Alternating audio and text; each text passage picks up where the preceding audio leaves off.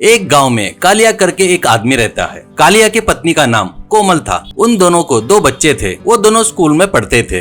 कालिया की पत्नी अचार अच्छा बनाती थी। उसमें वो आलू का अचार तो बहुत बढ़िया बनाती थी। कालिया उस अचार को ठेले पर रखकर गांव में घूमते हुए बेचता था। आलू का अचार वाला, आलू अचार, आओ मैडम आओ, आओ साहब आओ करके चिल्लाते रहता था। कभी कभी वो पड़ोस के गाँव में जाकर भी अचार बेचता था। आलू का अचार ले लो, आलू का अचार, आओ साहब आओ, आओ मैडम आओ, ले लो पोटैटो पिकल, ले लो पोटैटो पिकल, आओ भाई साहब आओ। ऐसे दिन भर बेचकर शाम को घर का रास्ता पकड़ता था। रास्ते में उसे एक जंगल से होकर गुजरना पड़ता था। ऐसे ही एक दिन वो एक गांव में बेचता है। पोटैटो पिकल ले लो मैडम, पोटैटो पिकल, आलू का अचार ले लो साहब, आलू का अचार, स्वादिष्ट अचार ले लो।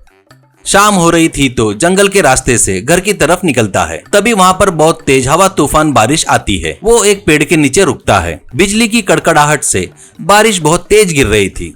उस तेज हवा के कारण कुछ दूर तक उड़कर चला जाता है। बारिश रुकने के बाद वो पेड़ के पास आकर देखता है तो ठेले पर एक भी अचार का बोतल नहीं था। वो ये क्या, एक भी बोतल नहीं है अचार का? सभी बोतल कहाँ गए? कहीं हवा में तो नहीं उड़ गए ना?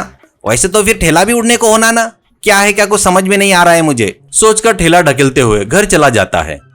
फिर से एक दिन अचार का ठेला ढकेलते हुए उसी जंगल के रास्ते जा रहा था। वो फिर से उस पेड़ के पास आकर, अरे बाप रे, बहुत धूप है, कुछ देर यहाँ पर आराम करके बाद में जा सकते हैं, सोचकर पेड़ के नीचे सो जाता है।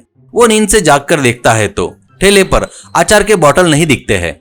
वो, हे भगवान, सभी बोतल कहाँ गए? चोर तो लेकर नहीं गए ना? ये क्या हो रहा है मेरे साथ में? सब मेरी किस्मत है करके ठेला ढकेलते हुए घर चला गया। एक दिन वो ठेला ढकेलते हुए फिर से उस पेड़ के पास आता है। वो, कुछ देर यहाँ पर आराम करके जाता हूँ, ऐसा बोलकर, अरे पिछली बार यहीं से बोतल गए थे, थोड़ा सतर्क रहना होगा करके आंखें बंद करके सोने का नाटक कर रहा था। तभी पेड़ के ऊपर से 2 भूत नीचे उतरते हैं। वो बोतल लेकर पेड़ पर वापस जाते हैं और फिर से पेड़ से उतरते ही कालिया उठकर बैठ जाता है। अरे बाप रे, भूत करके चिल्लाता है।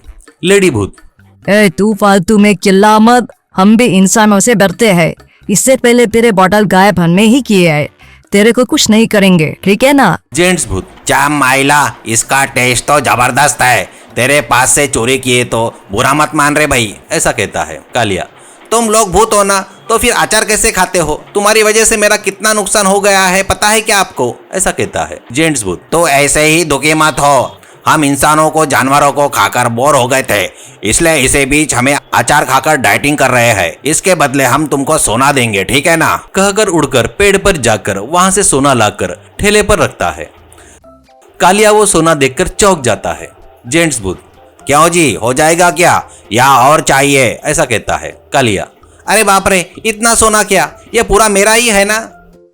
लेडी भूत, हाँ जी, ये तुम्हारा ही है। तुमको क्यों दिया पता है क्या? तू रोज हमको यह अचार लाकर देने के लिए।